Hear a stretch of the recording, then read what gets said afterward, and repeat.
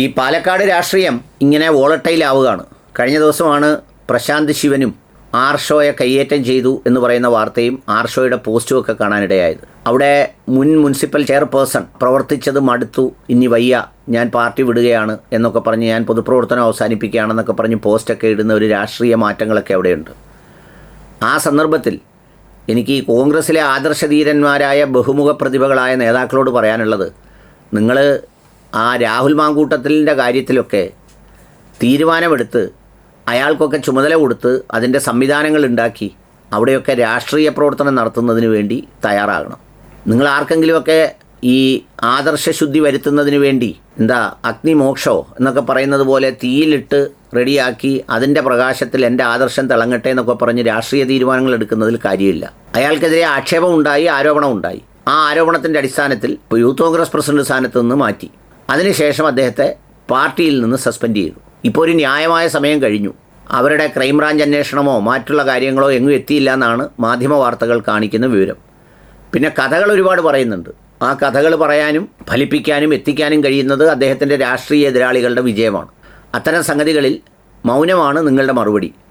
എന്നാൽ അയാൾ അവിടെയൊക്കെ പൊതുപരിപാടികളിലും ബാക്കിയുള്ള പരിപാടികളിലും മന്ത്രിയോടൊപ്പവും ബാക്കിയുള്ള സംഗതികളിലും ഒക്കെ പങ്കെടുക്കുന്നു. ഇപ്പോഴും അകലെ നിന്ന് കാണുന്ന ഒരാളെന്നുള്ള നിലയിൽ എനിക്ക് മനസ്സിലാവുന്നത് പുള്ളിക്ക് അവിടെ ഇപ്പോഴും ഗ്രൗണ്ടുണ്ട് എന്നുള്ളതാണ്. പിന്നെ ഇത്തരം കാര്യങ്ങളിൽ കേരളത്തിൻ്റെ പൊതുസമൂഹത്തിൻ്റെ ഒരു നിലപാടിൽ ഒരുപാട് മാറ്റങ്ങളും വന്നിട്ടുണ്ടെന്നാണ് എൻ്റെ ഒരു വിലയിരുത്തൽ. കാരണം എന്താണെന്ന് വെച്ചാൽ, പണ്ടൊക്കെ ഇത്തരം കാര്യങ്ങൾ കേൾക്കുമ്പോഴുള്ള ഒരു ആവേശപ്രകടനം സാമൂഹ്യ മാധ്യമത്തിനപ്പുറത്ത് ഗ്രൗണ്ടിൽ ജനങ്ങളുടെ ഇടയിലില്ല.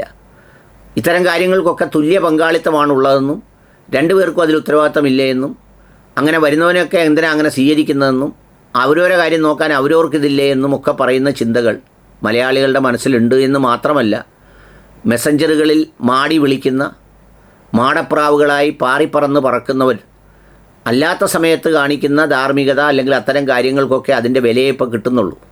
അപ്പം അതുപോലെയുള്ള കാര്യങ്ങളിൽ വളരെ ശ്രദ്ധേയമായ തീരുമാനങ്ങൾ, നിലപാടുകളാണ് സ്വീകരിക്കേണ്ടത്. അതിന് പകരം ഈ പഞ്ചായത്ത് ഇലക്ഷൻ എന്ന് പറയുന്ന സമയത്ത് ഇപ്പോഴത്തെ അവിടുത്തെ ഒരു സ്ഥിതിയിൽ എനിക്ക് തോന്നുന്നത് മുനിസിപ്പാലിറ്റിയൊക്കെ പിടിക്കാൻ കഴിയുന്ന ഒരു സ്ഥിതി ഉണ്ടെന്നാണ് തോന്നുന്നത്. രാഷ്ട്രീയമായി വലിയ തർക്കങ്ങളും ഏറ്റുമുട്ടലുകളും ഒക്കെ നടക്കുകയാണ്. അപ്പോൾ അവിടെ ഈ രാഹുൽ മാങ്കൂട്ടത്തിലിനെ പോലെ ഒരാളിനെ അവിടെ കൊണ്ട് ഇട്ടുകൊടുത്ത് ഈ ഷാഫി പറമ്പിലിന് എന്തെങ്കിലും തരത്തിലുള്ള ഇപ്പോഴത്തെ കാലത്ത് നിർവചിക്കപ്പെടുന്ന ചില അയോഗ്യതകളുണ്ടല്ലോ, ആ പേര് കൊണ്ടും അല്ലാതെയുമൊക്കെ, അത്തരം കാര്യങ്ങളൊക്കെ മറികടക്കാൻ കഴിയുന്ന ആളിനെ തന്നെയാണ് അവിടെ പ്രതിഷ്ഠിച്ചിരിക്കുന്നത്.